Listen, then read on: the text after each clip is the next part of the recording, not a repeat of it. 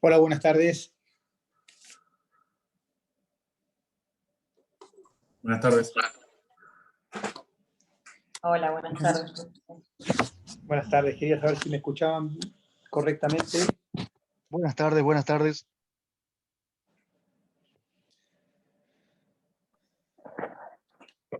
Hola, Sí, Facundo. se escucha perfecto. Perfectamente, soy Juan Manuel de acá de la facultad. Ya te dejo como anfitrión, ¿eh? Bárbaro, avísame cuando estemos y arranco. Dale, un abrazo. Un abrazo.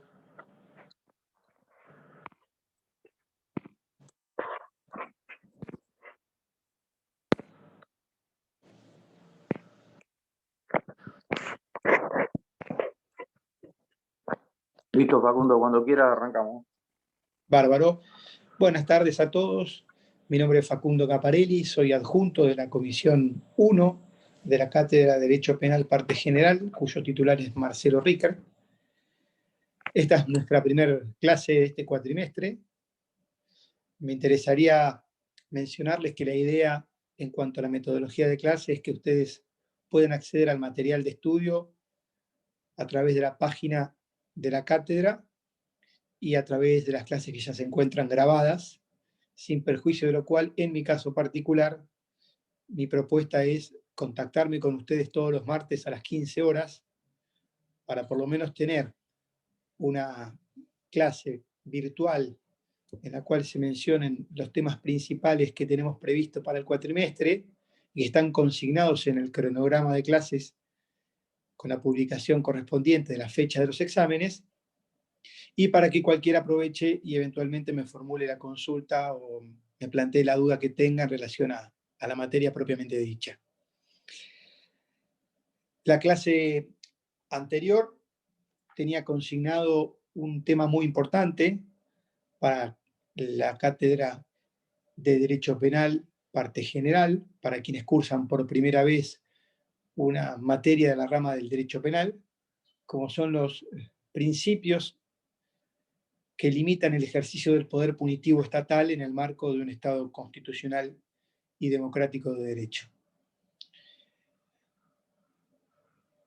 Para la clase de hoy el cronograma tenía previsto que fuese feriado, hubo un error de consignación, por lo tanto voy a aprovechar ese error para remarcar y reiterar todo lo que tiene que ver con los principios fundamentales del derecho penal en un Estado democrático de derecho, porque considero que es un pilar fundamental para que ustedes comprendan en la proyección posterior, no solo del cuatrimestre, sino fundamentalmente de la internalización de cómo funciona el razonamiento en el ámbito del derecho penal. Esos pilares fundamentales son, como decía recién, la base de la pirámide cognitiva y teórica del buen derecho penal en el marco de un Estado de Derecho. En este sentido, lo primero que me interesa dejar claro es que el derecho penal actual es producto de un proceso que acompañó la transformación social y política a lo largo de la historia de la civilización. En el caso particular del ordenamiento jurídico penal argentino, eso deriva de la tradición jurídico-continental europea.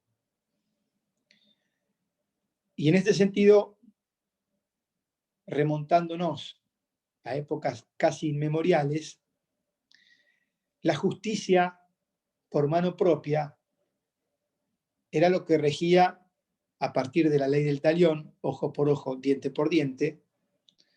En otras palabras, la justicia privada entre particulares, que tuvo una evolución intermedia que tuvo que ver con las guerras intertribales, es decir, la pérdida de la vida o la pérdida de propiedades que pertenecían a un sujeto que integraba una determinada comunidad, una tribu, daba lugar a una reacción a manera de venganza, de represalia, por parte de ese grupo de pertenencia hacia el grupo de pertenencia del agresor. Por supuesto que en este marco hipersintético lo que quiero remarcar es que no existían reglas. Es decir, tanto el ojo por ojo, diente por diente, individual o colectivo, no tenía ninguna característica racional ni formal. Era un salvajismo absoluto. Por supuesto que a partir de la evolución histórica y política, comienzan a surgir en forma incipiente los estados, no como los conocemos hoy, pero de cualquier manera una monopolización del ejercicio del poder,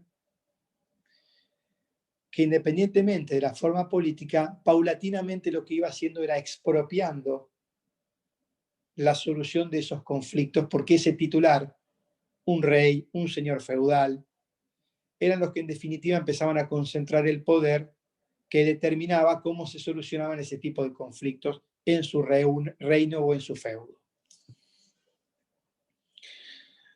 La siguiente etapa, en términos macro históricos, tiene que ver con una conformación más concreta de los estados, y es fundamentalmente a partir de la Revolución Francesa, donde lo que antiguamente eran derechos naturales del hombre comienzan a ser reconocidos a través de su positivización en textos normativos, que serían a la postre las constituciones fundacionales de los sistemas políticos de los modernos estados de derecho. Es en esas constituciones donde comienzan a plasmarse, donde comienzan a receptarse los derechos y garantías individuales de los ciudadanos, que hasta ese entonces solamente eran reconocidos en forma relativa como derechos naturales, sin que tuviesen la real dimensión, ni mucho menos la real función que a la postre terminan adquiriendo en el marco del funcionamiento de un Estado de Derecho. Esos derechos y garantías individuales que comienzan a estar incorporados en las constituciones a partir de la Revolución Francesa, vienen a ser ni más ni menos que los primeros límites racionales al ejercicio del poder. Ya el tirano no podía libremente y a su antojo imponer sanciones a quien quisiera y por lo que quisiese, sino que ese procedimiento de ejercicio de poder punitivo estatal comenzaba a estar limitado por principios o garantías tanto formales como sustanciales.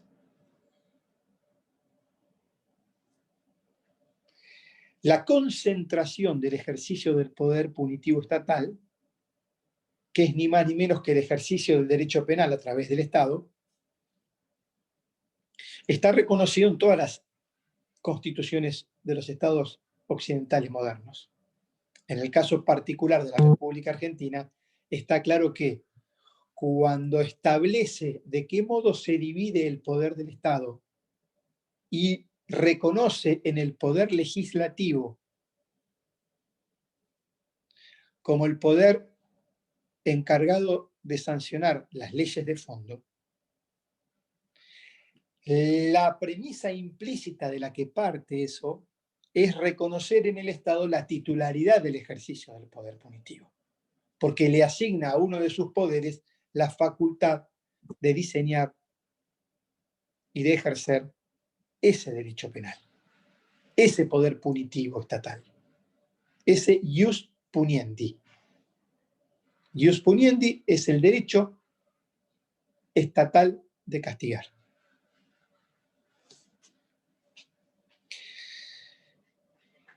En el marco de un Estado constitucional y democrático de derecho, la función del derecho penal es disminuir la violencia en la sociedad. ¿De qué modo? Por un lado, a través de la prevención o la sanción de los hechos delictivos, y por otro lado, garantizando la vigencia de las garantías individuales.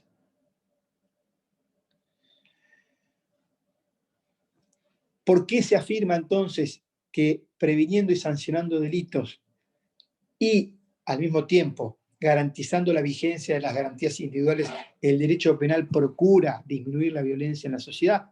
Pues justamente desde el primer aspecto, porque a través del derecho penal se eliminaron, se descartaron cualquier tipo de reacción informal en la que un titular de un derecho, un ciudadano, se crea con las facultades de imponer un castigo a otro.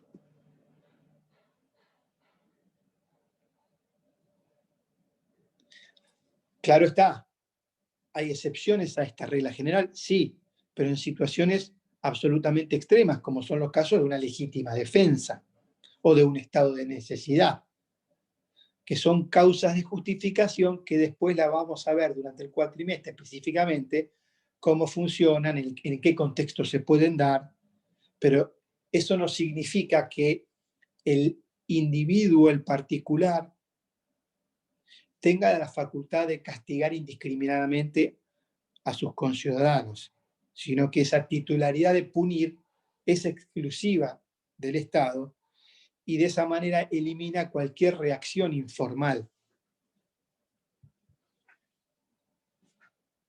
Y también se disminuye la violencia en la sociedad a través de la garantía de la vigencia de los derechos individuales, porque el Estado no puede castigar del modo que le plazca. El Estado también está sujeto a reglas que racionalizan y formalizan ese ejercicio del poder punitivo estatal. Y los principios que vamos a enumerar a continuación justamente tienen esa función. Tienen la función de enmarcar en un contexto, en un cauce racional y formal, el ejercicio del poder punitivo. Esos principios se clasifican de un modo didáctico entre principios materiales por un lado y principios formales por el otro. Pero ambos, tanto los materiales como los formales, imponen un límite en el ejercicio del poder punitivo. Desde el punto de vista de los principios materiales, el primero que vamos a mencionar es el principio de dignidad de la persona humana. Es decir, el Estado tiene que partir de reconocer y respetar la dignidad de la persona humana, es decir, la dignidad de todo sujeto al cual eventualmente vaya a imponer alguna reacción punitiva. Este primer principio material se proyecta al ámbito del derecho penal de maneras muy concretas. En primer lugar, a través del principio de intrascendencia de la pena.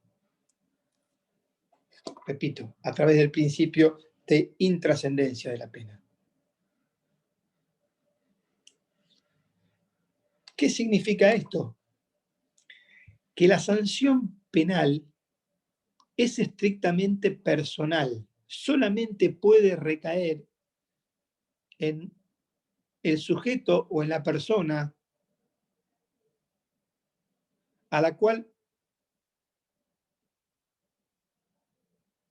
se la identifica como el responsable o el autor o el partícipe de un determinado hecho delictivo cometido y probado, por supuesto.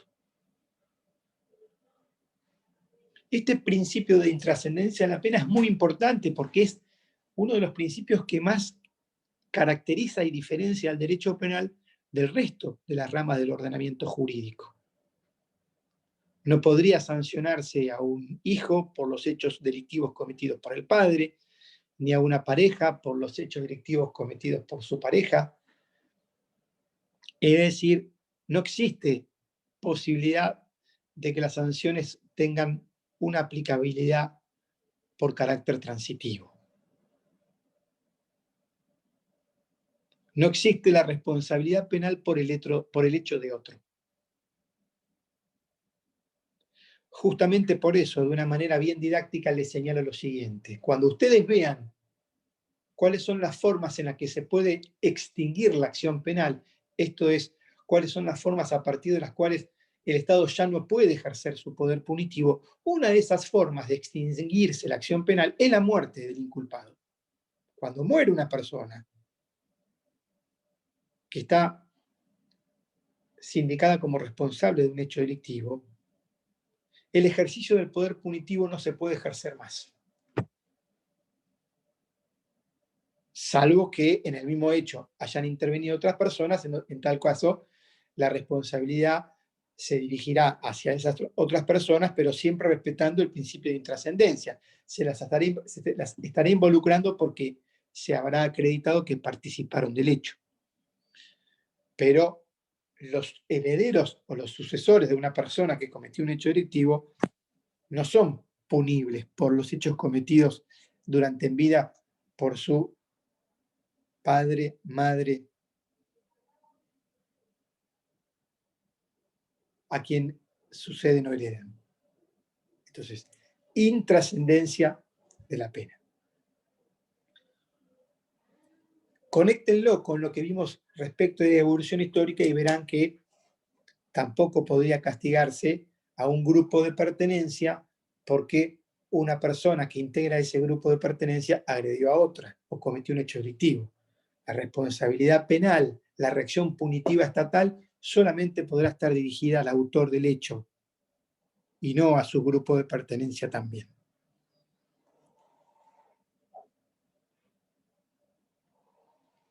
Otro principio elemental del derecho penal que deriva de este límite material que es el principio de dignidad, lo constituye el principio de culpabilidad. El principio de culpabilidad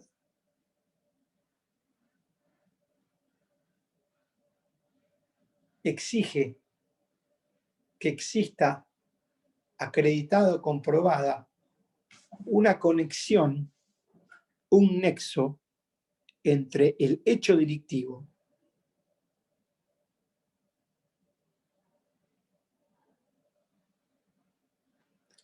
y la capacidad subjetiva del autor o partícipe de ese hecho para comprender, conocer y saber lo que estaba haciendo.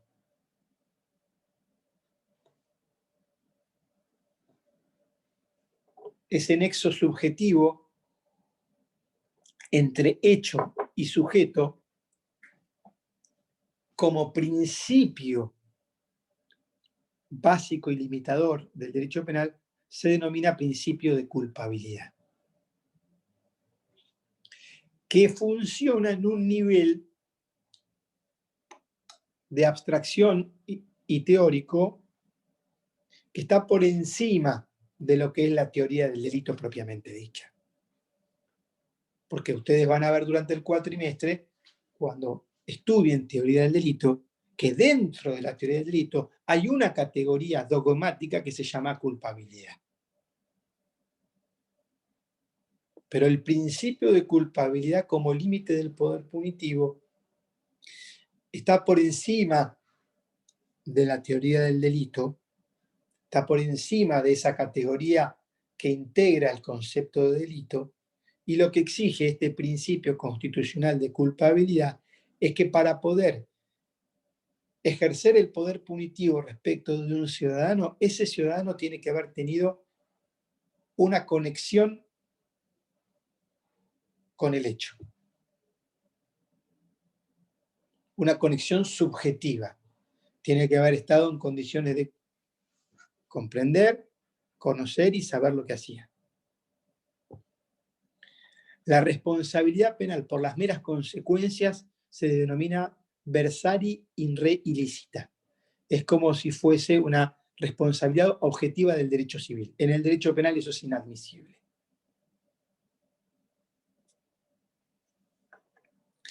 Y el tercer elemento, el tercer principio propiamente dicho del derecho penal, que deriva de ese límite material, que es el principio de dignidad, viene dado por el principio de indemnidad y autonomía ética de la persona. Indemnidad y autonomía ética de la persona. ¿Qué abarcan estos conceptos? Por indemnidad establecemos un límite a la racionalidad que debe tener la reacción punitiva. Es decir, una reacción punitiva estatal legítima, admisible en un Estado de Derecho, no puede vulnerar la indemnidad de la persona humana. Por eso es que antiguas penas como la castración para delitos sexuales o el desmembramiento de miembros superiores como brazos o inferiores como piernas, que en la antigüedad eran penas reales y se aplicaban, en el marco de los estados modernos constitucionales de derecho, esas penas son ilegítimas. ¿Por qué? Porque están vulnerando la dignidad de la persona humana al mismo tiempo que están infringiendo la indemnidad de la persona. Por eso es que las constituciones tienen un formulismo que va variando, pero en el caso nuestro dice que las cárceles, las penas, no serán crueles, inhumanas ni degradantes. Lo que está en la base de esa afirmación es la indemnidad de la persona en respeto a su dignidad humana.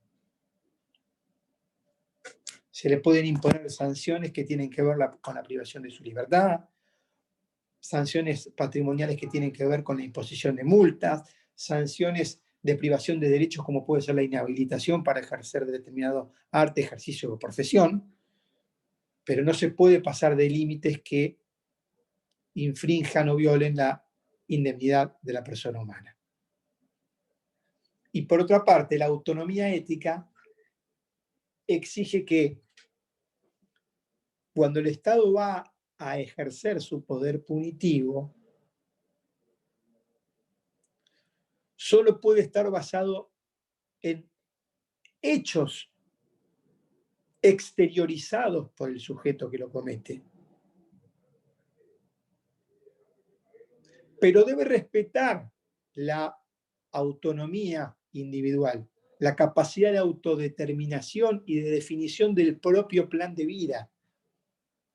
Si alguien quiere pertenecer a determinado culto, si alguien quiere o siente una determinada opción por su sexualidad, si alguien tiene un determinado color de piel, si alguien tiene una determinada credo o ideología política, eso no pueden ser ninguno de esos factores, pueden ser elementos a tomar en cuenta por el Estado para, sobre la base de los mismos, ejercer el poder punitivo, imponer sanciones penales. Si lo hace, vamos a estar frente a hechos absolutamente inconstitucionales e ilegales. Cada ciudadano tiene la capacidad de autodeterminarse, en todo sentido. El límite viene dado porque en la realización de hechos externos no afecte intereses de terceros. Por eso, ustedes tienen un principio muy claro en nuestra Constitución, que es el principio de reserva.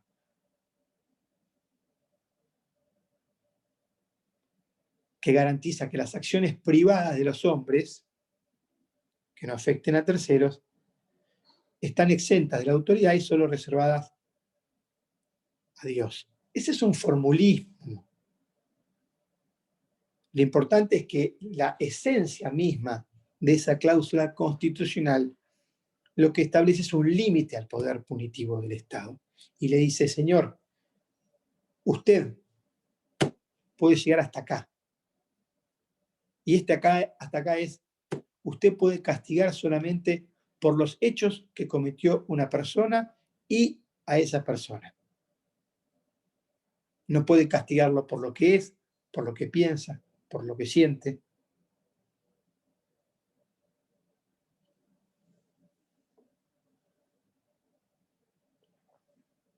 Todos estos principios que enumeramos hasta aquí derivan de ese primer principio material, que es el principio de dignidad de la persona humana. El segundo principio que limita en forma material el ejercicio del poder punitivo es el denominado principio de necesidad. El principio de necesidad lo que implica es que la intervención del ejercicio del poder punitivo tiene que estar limitada en la medida de lo necesario. Por eso existen dos grandes, o dos principales, mejor dicho,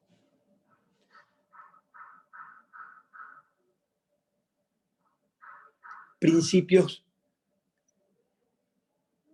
del derecho penal que son derivación de este primer límite, perdón, de este segundo límite material al poder punitivo. O sea, dos principios que derivan de este límite material, que es el principio de necesidad. Y esos principios son el de última ratio, o última razón, como ustedes lo quieran consignar, y el de proporcionalidad y fragmentariedad. El principio de última ratio o última razón exige que sea el derecho penal el último recurso al que pueda recurrir, valga la redundancia, el Estado para intentar solucionar un conflicto penal en la medida en que ese conflicto, perdón, un conflicto social, en la medida en que ese conflicto social pueda afrontarse, asumirse y solucionarse con otros elementos, con otras herramientas de las que dispone el Estado que son mucho menos lesivas respecto de las garantías individuales.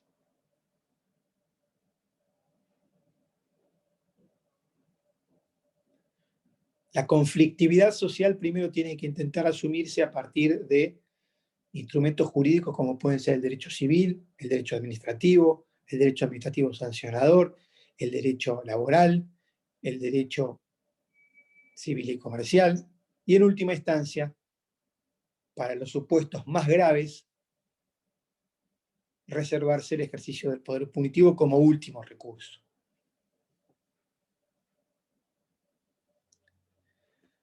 Por otro lado, los principios de proporcionalidad y fragmentariedad significan que por fragmentariedad entendemos que el ejercicio del poder punitivo tiene que seleccionar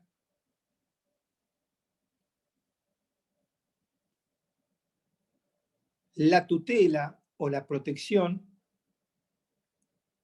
de los intereses sociales esenciales.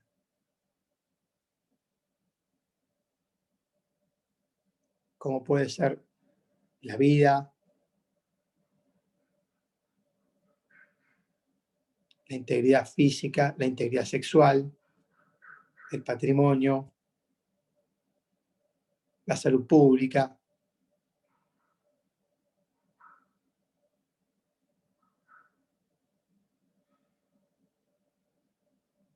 El derecho penal no puede extenderse ilimitadamente a regular cualquier conflicto que tenga cualquier tipo de interés de por medio, sino que tiene que limitarse a fragmentar esos intereses y seleccionar aquellos que tienen mayor relevancia o preponderancia para el funcionamiento y conservación de una sociedad determinada. Y el principio de proporcionalidad exige que la reacción punitiva que se prevea sea acorde, sea proporcional a la trascendencia o importancia de ese interés social protegido o tutelado. Lo que los penalistas denominan bienes jurídicos protegidos. Entonces, en función de la importancia o relevancia del bien jurídico protegido, la reacción punitiva, la sanción penal, tiene que conservar esa proporcionalidad. Esto explica el por qué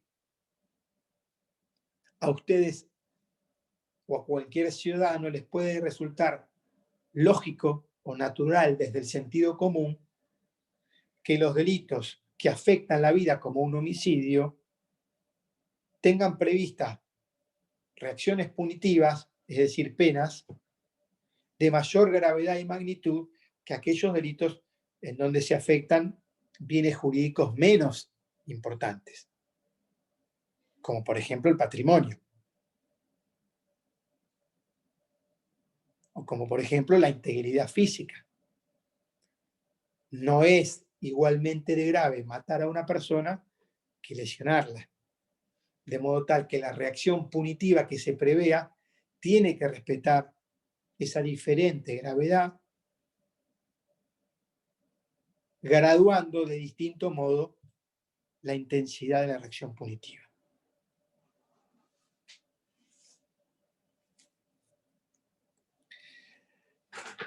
El tercer principio que limita materialmente el ejercicio del poder punitivo es el principio de lesividad.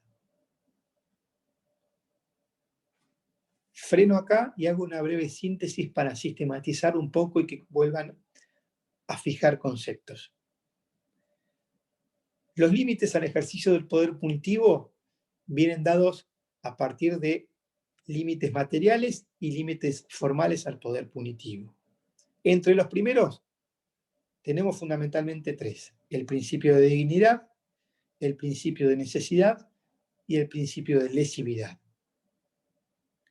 Como derivación de ellos, en cuanto al principio de dignidad, se proyectan y se derivan específicamente al ámbito del derecho penal el principio de intrascendencia de la pena, el principio de culpabilidad y el principio de indemnidad y autonomía ética de la persona. Respecto del principio, del límite material, que es el principio de necesidad, derivan en el ámbito del derecho penal los principios de última ratio o última razón y los principios de fragmentariedad y proporcionalidad.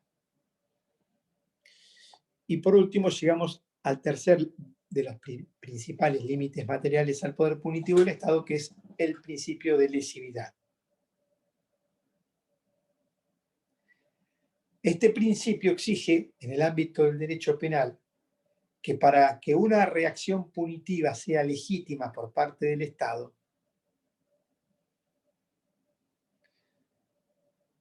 esa reacción tiene que tutelar o proteger un bien jurídico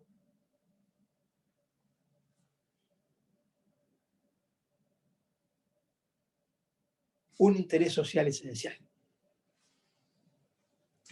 Y a su vez, que el hecho delictivo que se le recrimina al autor haya lesionado ese bien jurídico o al menos lo haya puesto en peligro, como son los casos de tentativa, para ir un poco bajando la abstracción y que ustedes comprendan a qué nos referimos.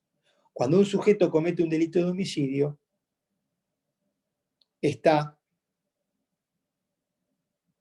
vulnerando el bien jurídico vida. Cuando un sujeto comete una tentativa de homicidio, está poniendo en riesgo el bien jurídico vida que no llegó a ser privado porque la víctima no murió. Ahora bien, El Estado no puede castigar a una persona por cometer un hecho que ni afecta, ni daña un bien jurídico, ni lo pone en peligro. Entonces, ¿por qué la tenencia de estupefacientes es delito y la tenencia de legumbres no es delito? Porque la diferencia radica en que los primeros ponen en riesgo la salud pública y los segundos no.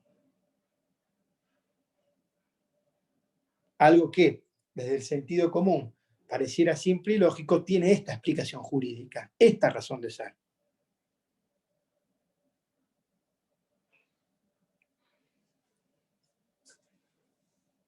En definitiva, a partir del principio de lesividad, se establece una doble limitación. Por un lado, el Estado solamente puede diseñar una política criminal a través de sus leyes en la medida en que esas normas penales estén orientadas a proteger bienes jurídicos. No a imponer, por ejemplo, una ideología determinada o a imponer una creencia religiosa determinada, sino que esas normas que consagran como hechos delictivos tienen que estar procurando evitar hechos que afecten bienes jurídicos. Por otro lado, como segunda función limitadora, el principio de necesidad le impone al Estado la exigencia de constatar que cuando va a castigar a una persona por el hecho que cometió, ese hecho haya realmente dañado el bien jurídico, o al menos que lo haya puesto en peligro. Sin daño ni peligro al bien jurídico, no hay castigo legítimo.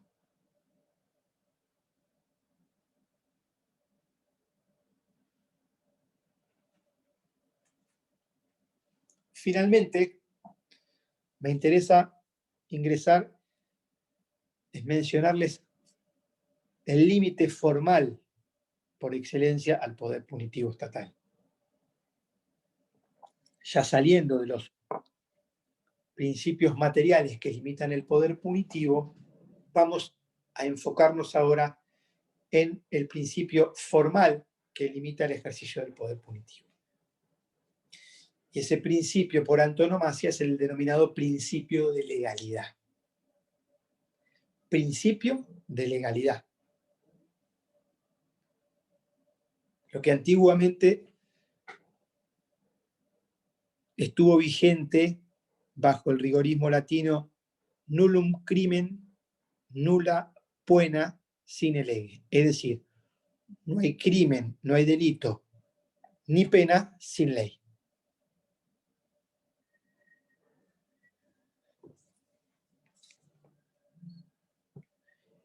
Esta limitación formal al ejercicio del poder punitivo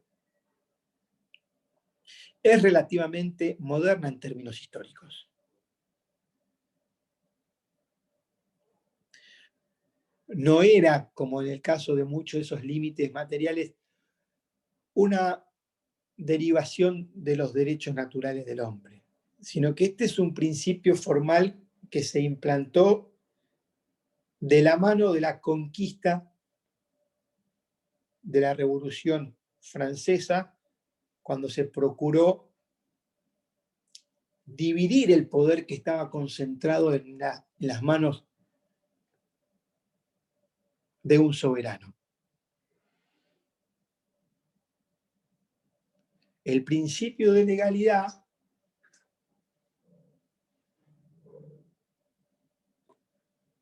viene a garantizar dos aspectos fundamentales. En primer lugar, garantiza la división de poderes, porque uno de los poderes del Estado, el poder legislativo,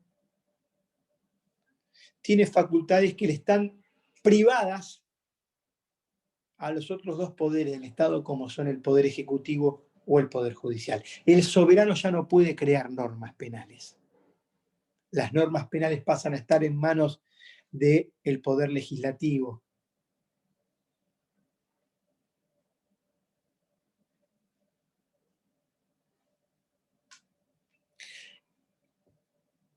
Y la segunda función extremadamente fundamental y relevante del principio de legalidad es que garantiza que en la convivencia social rija el imperio de la ley. Es decir, que la convivencia esté regulada por normas claras que tienen que tener tres características. O sea, las tres características que integran el concepto de principio de legalidad. Y esas tres características son que la ley tiene que ser escrita, la ley tiene que ser estricta y la ley tiene que ser previa.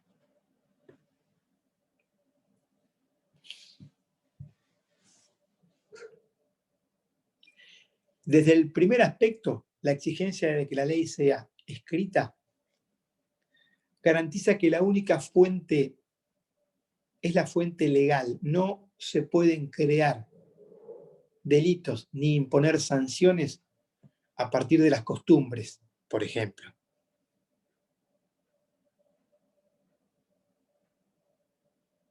Tanto delitos como sanciones tienen que estar establecidas en una ley escrita.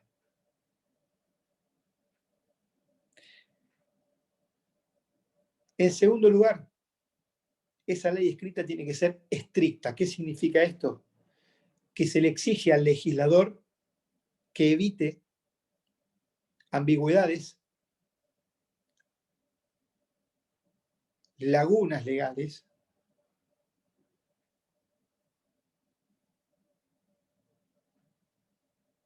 y que se respete la taxatividad de la ley. ¿Para qué? Para evitar que una ley penal se pretenda aplicar por analogía, es decir, por similitud a un hecho que en rigor de verdad no está taxativamente contemplado como delito.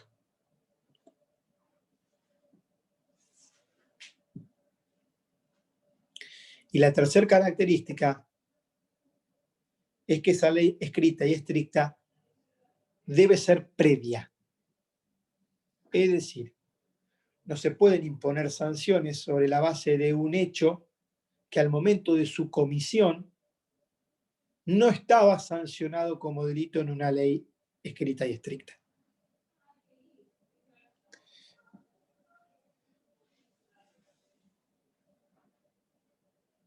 Esta exigencia del principio de legalidad, repito, que la ley sea previa, revestía carácter de garantía legal porque estaba contemplada en el artículo 2 del Código Penal, pero a partir de la reforma constitucional de 1994, a través de los tratados internacionales de derechos humanos, ha adquirido jerarquía constitucional a partir del artículo 9 de la Convención Americana de Derechos Humanos.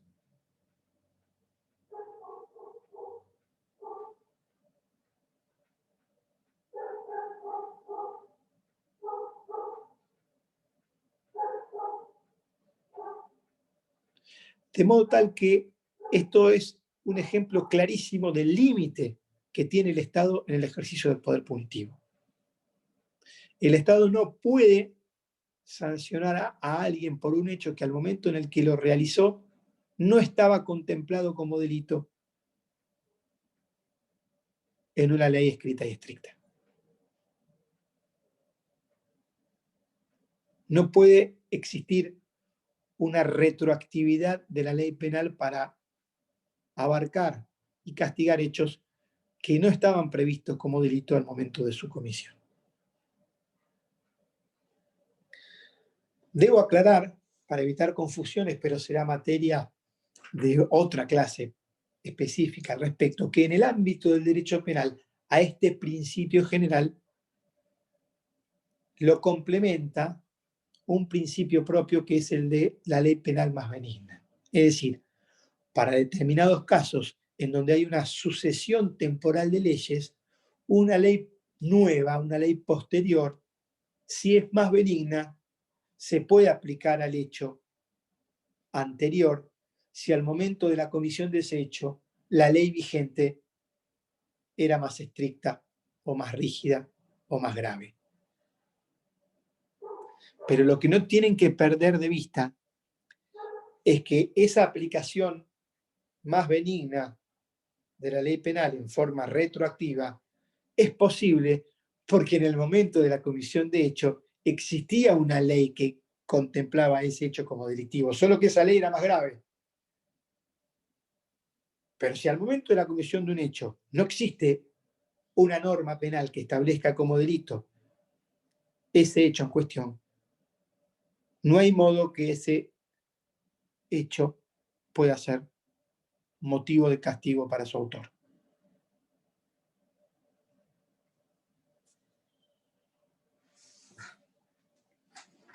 Entonces, principio de legalidad, ley escrita, ley estricta y ley previa. Las primeras constituciones que incorporaron en forma explícita el principio de legalidad en su texto, autolimitando el ejercicio del poder estatal, fueron las constituciones de los estados americanos de Maryland y Virginia en el año 1776. Y el primer autor que trabajó y desarrolló el principio de legalidad en el ámbito específico del derecho penal fue Hans Feuerbach, un autor alemán que lo van a ver varias veces durante la cursada. Entonces, principio de legalidad impone al Estado como condición inevitable para poder ejercer su poder punitivo que previa a la comisión del hecho exista una ley emanada del poder legislativo, obviamente, escrita, estricta y previa. De no existir ese texto legal, ese hecho no puede ser motivo de que el Estado castigue a su autor. Y esto que nos parece absolutamente lógico, obvio, en el entendimiento de la sociedad actual, no lo era antes de los nacimientos de los estados constitucionales y democráticos de derecho, porque muchas veces ese soberano que concentraba el poder tenía la facultad de castigar hacia atrás si así lo deseaba. Hay una faceta que me interesa mencionar para terminar del principio de legalidad que tiene que ver con su aspecto procesal.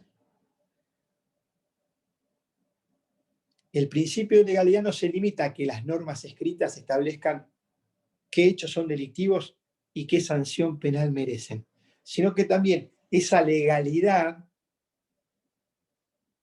tiene que dejar claro cuáles son las normas que regulan el debido proceso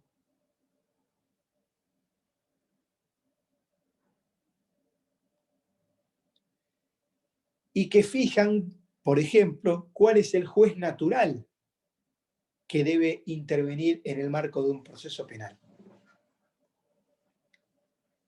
Fíjense que esto último también que hace a la figura del juez natural, está específicamente previsto en nuestra Constitución que prohíbe las comisiones especiales para juzgar. Entonces, el principio de legalidad también exige que sea escrita, estricta y previa a la ley que establece cuál es el juez natural que corresponde intervenir para la comisión o ante la comisión de determinados hechos. Y cuáles son las normas de procedimiento que establece para garantizar la regla del debido proceso y de la defensa en juicio. Bueno, vamos a concluir acá la clase de hoy. Cualquier pregunta o inquietud quedo a disposición. Si no, nos estamos reuniendo el martes que viene a las 15 horas.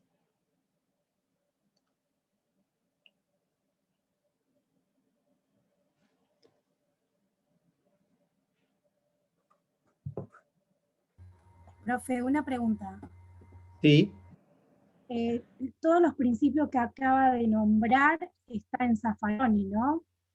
Sí, sobre este tema en particular, ustedes van a ver, comparando autores, comparando manuales, que puede haber ciertas divergencias conceptuales, pero en esencia van a poder darse cuenta de qué va esta cuestión de los límites materiales y formales al poder punitivo.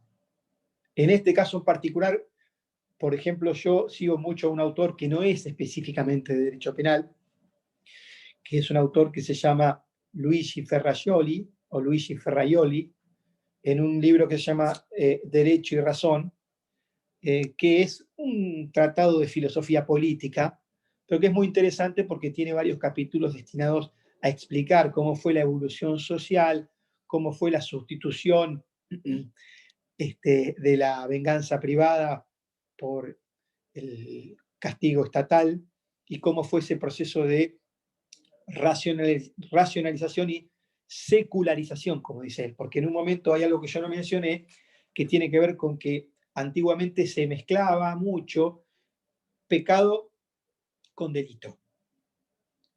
Y eso, en esa evolución histórica, se fue separando y se fue escindiendo. No todo hecho pecaminoso es delito.